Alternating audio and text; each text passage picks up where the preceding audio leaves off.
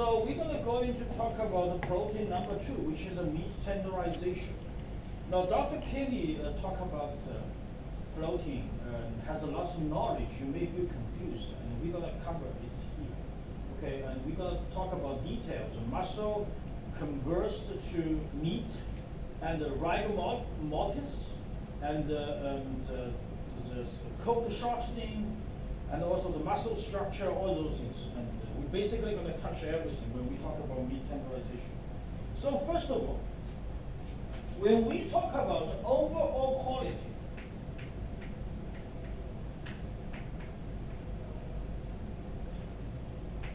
of meat, we are mainly talking about those 3 items, which is flavor, juiciness, and tenderness.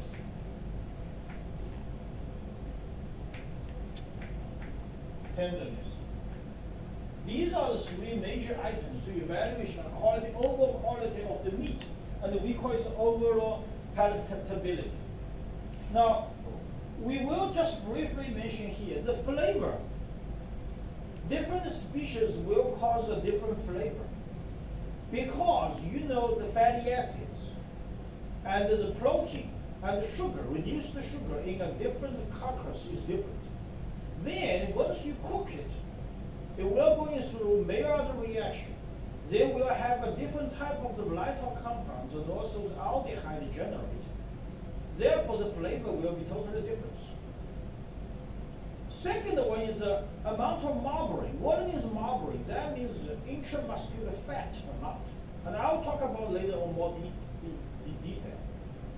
The marbling there, the fat is inside of the meat products, will give you some of the feeling about oil-ish, or like a lubricants in the mouth. So you will feel a different flavor. Now, obviously, you know the grass-fed carcass and the grain-fed carcass, there will be a different flavor. We know that. And we'll have another slide to talk about detail. And for post-harvest, when we do the storage, where you have a dry age and a wet age, then we'll end up with difference. For example, the dry age may be a little bit nutty, and a buttery taste. Wet age, usually it's very normal. So we will go these details in the next couple of slides. Now, when we talk about the juiciness, which means how much juice come out, usually during the cooking. Now, of course, related to how much fatty acids.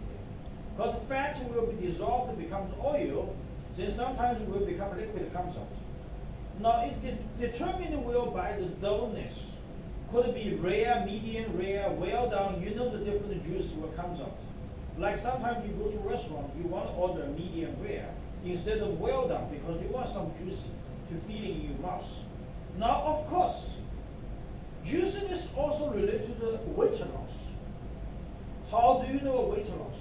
How much water I got? It's rely on water holding capacity, which is actually related to the amount of salt and the sodium phosphate inside of the meat preparation. So that's all related to the juiciness. But we're not going to talk about detail here. We will spend much time talking about is tenderness. Okay, now all the factors affect juiciness and the flavor, maybe at the same time will be impact tenderness, such as marbling, maturity, structure difference, including the connective tissue, sarcomere length, lubricants, protein degradation, stress and handling. All these things will finally impact the tenderness. So we'll go through these like an outline, all of these in pretty much detail to talk about in the next maybe 20 slides. Okay, so this is like an overall guideline or overall outline of the class.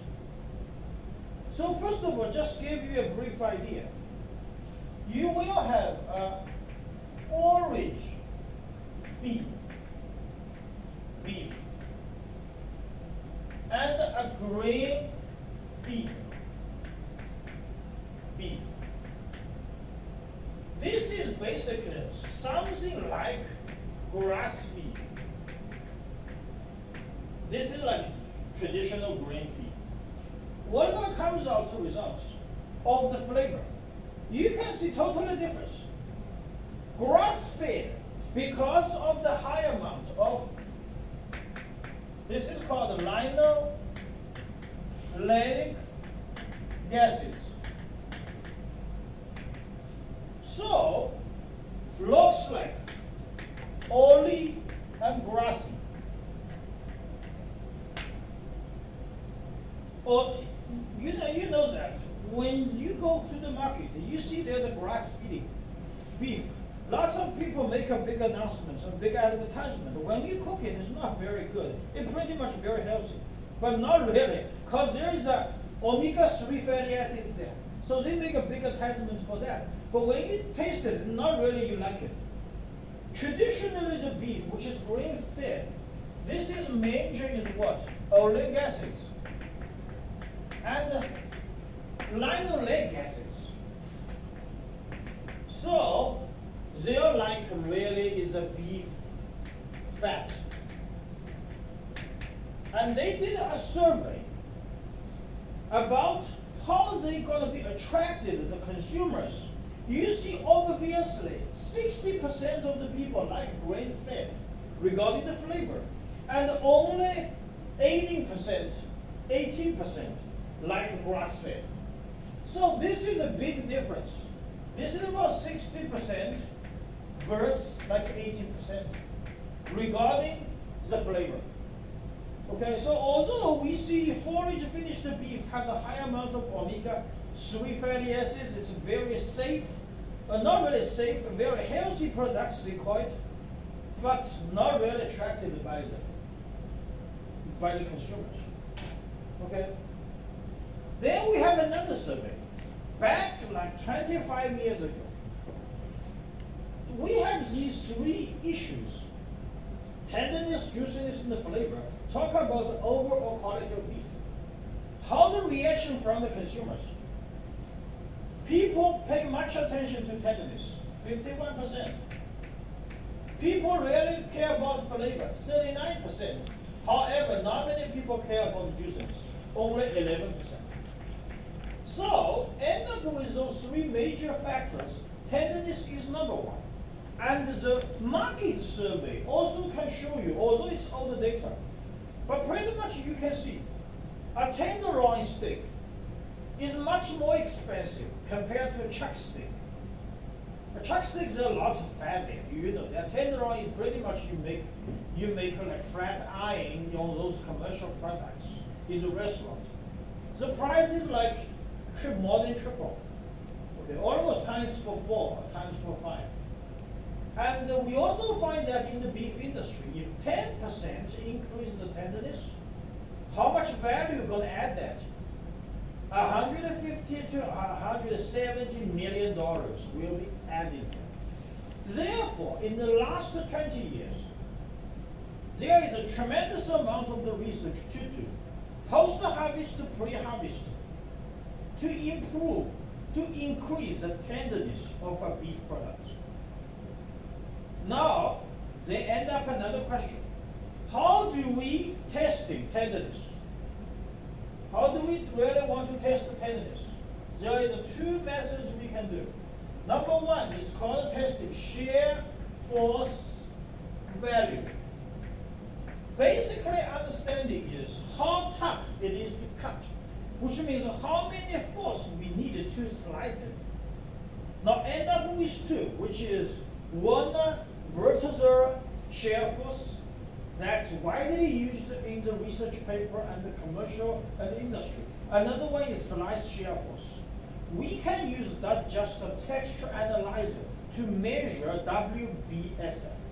And we will do that in the lab when we moving on to the texture analyzer part.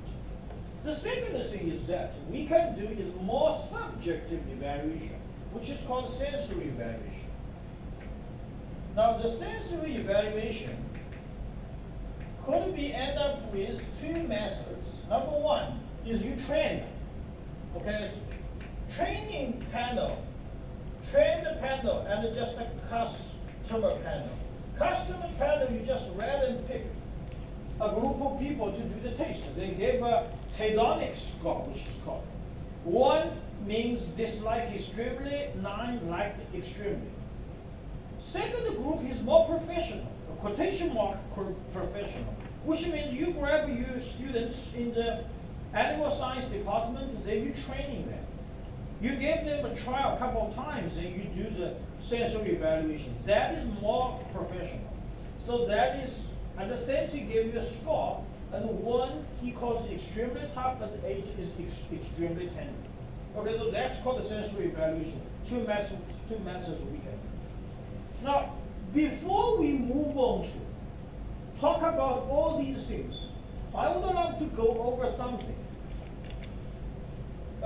regarding the basic meat science knowledge. Then you can understand them very well. Okay, so Tim, just move the camera there. Okay, the first thing we need to know is the muscle structure. And I will tell you why it is important. Okay, basically you have this muscle right there. You can draw by yourself, like this. Then go here. Then go here. Then go to this. Okay, this is the first charcoal muscle. The second part is called the muscle bundle. Then we talk about muscle fiber. Of course, when we talk about the muscle fibers, there is red. We do like it for red meat and white. We will mention this later on. Then you go here. This is more microstructures called sarcomere. Then you go here. Inside of this part, more microstructure. Maybe you need a electron microscope to observe. This is called sarcomere. Then inside, you will find these small, thick or thin myofibro or myofilaments. Myofilaments. Now, why this structure? First, you need to know, because you know the idea from the big to small. But regarding the tissue, the tenderness and the tenderization, we very care about is this membrane system. This is called epimyelin. The second one here called perimyelin. And the last one here called endomyelin. Now, why these three are important? When we talk about the tenderness, we will care about one very typical structure and a very important structure called cross linkage or cross link. The components of the cross link is connective tissue. And the major components of connective tissue is called collagen. Sometimes it is heat resistant. Some of them are heat liable. All these membrane systems packaged a muscle has a huge amount of connective tissue. For example, epimyelin, perimyelin, endomyelin, somewhere between 10 to even 98%. So more specific, epimyelin, this is 54 to 98% connective tissue. Epimyelin, somewhere between 40 to 22%. This guy endomyosin 24 for 42%.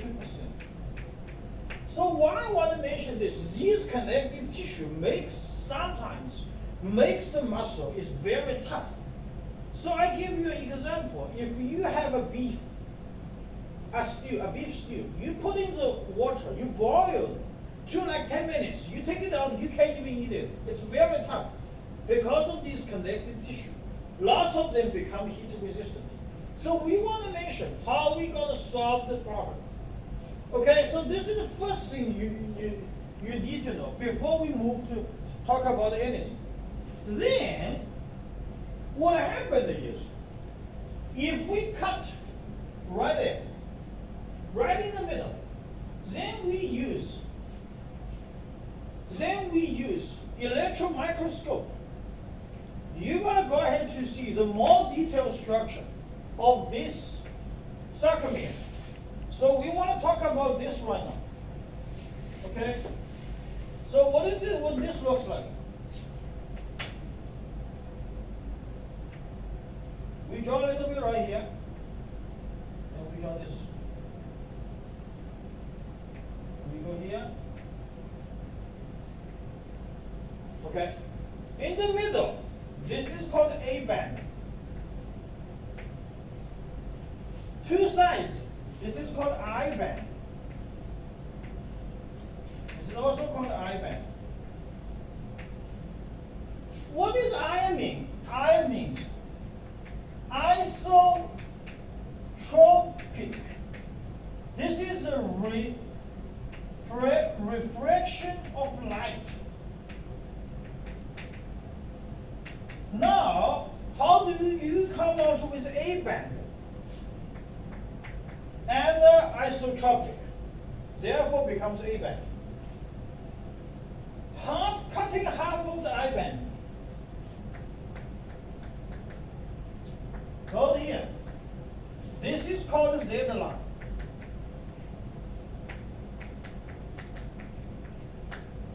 Okay, now between these Z line, this is called sarcomere, which is a single important unit of the microstructure of a muscle. Then, if you talk about detail, some people will say, in the middle there's another line. This is called the M line. And this is called H zone. And inside of this H zone, they also have a small zone that is called the pseudo H zone. Okay, these are something else. Now you have this major structure here. What are we going to talk about more? This is the line. Okay? We inside of these are surrounded by the Z line. There is something comes out.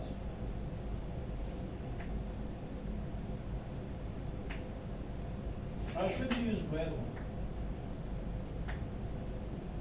Then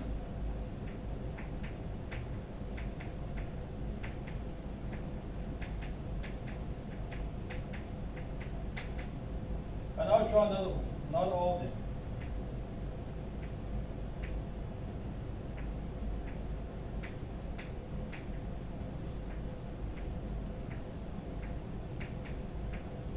Then here, we have another one right here.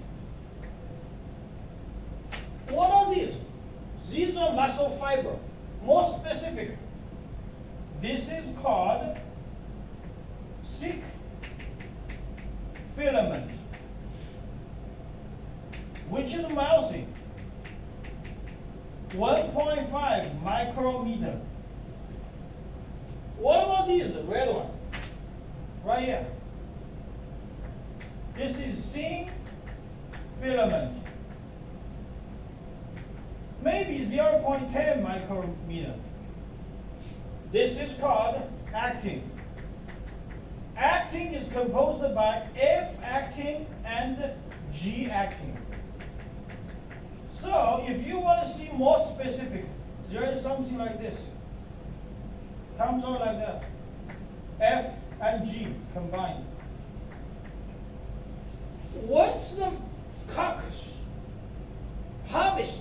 slaughter, they will become tough. Why? Because there is a cross link between them. That's called acto-myosin cross linking. This is a big item there, cause beef become tough. Besides that, surrounding this line, there is a lots of the other proteins. Okay, what are those proteins? Which have knitting, called nebuline. I know some of them, not everything. This is one usually for regulatory. Okay, regulatory, to regulate the muscle. Then you also gonna find like tryptosonin, maybe tryptomyosin. Those like a support. And you have others like decimine, lots of muscle protein there. They surrounded the Z line. So if you really want to make the meat tenderization, you're going to do something for active myosin cross bridge. You're going to have to do something for this protein. To break down it, or proliferating it, to hydrolyze it, then makes this tender. So in overall, you see these things. This is going to be an important issue here. This is going to be the second one. And the protein right here will be another issue. Okay, so when you know this basic knowledge, then we can talk about that.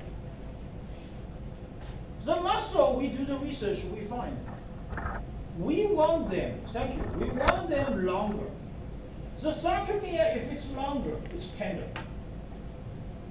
We don't want a very short one. Sometimes, if you didn't manage it very well, you will causing the shortening, which is called the shortening, which is shrinkage of the sarcomere. Sometimes we need a little bit of extra fat to do something there. And we'll talk about detail. To prevent the cold shortening, sometimes we need some extra energy, like electrical stimulation, to do a physical damage of the muscle.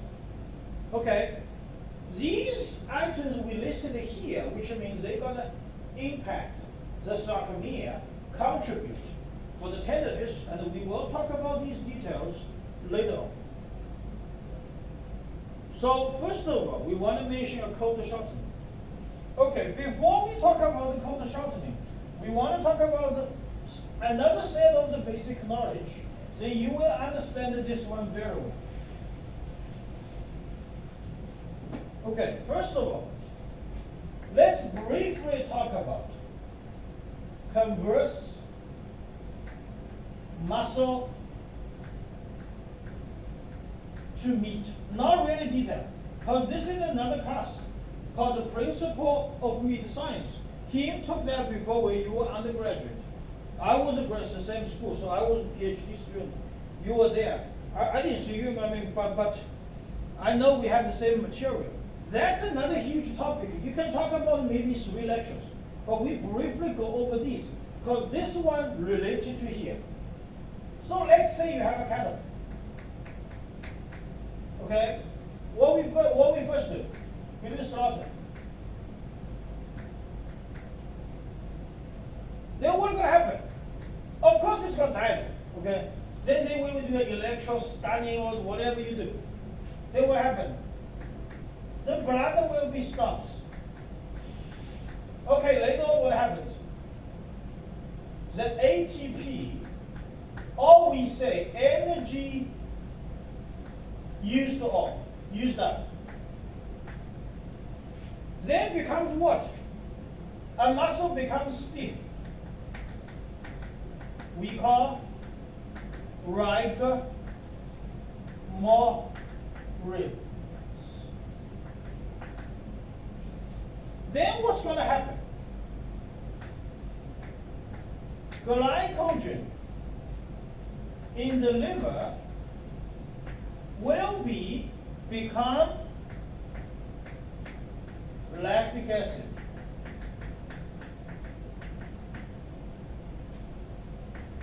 will become lactic acid. This is going through glycolysis and the so-called muscle fermentation. Once this lactic acid comes out, what's going to happen? pH will be decreased from 7.4 to 5.4, 5 to 5.8.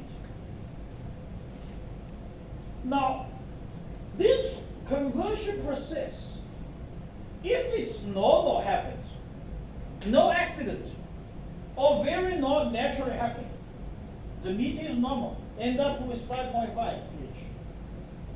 If something bad happens, this could end up with 6.2, 6.5, become DFD, dark firm meat. Then, if this is very low, become BSC meat. This is in beef, that is in pork, most of the time. Now, the tricky thing is right here. This has to be balanced between two major items. Number one is this calcium level. The calcium level usually in SR, Sarcomere reticulum. The storage there. Second is this glycogen level related to ADP becomes ATP, and maybe related to AMPK. Maybe.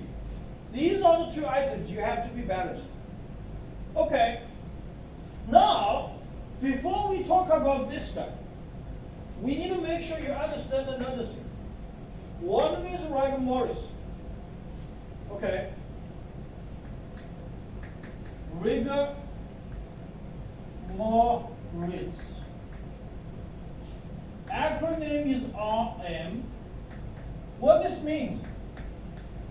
Stiffness of carcasses. Or we say stiffness of the neck. What's going to happen? This is time. This is we call it tension. Sometimes we use shear force value.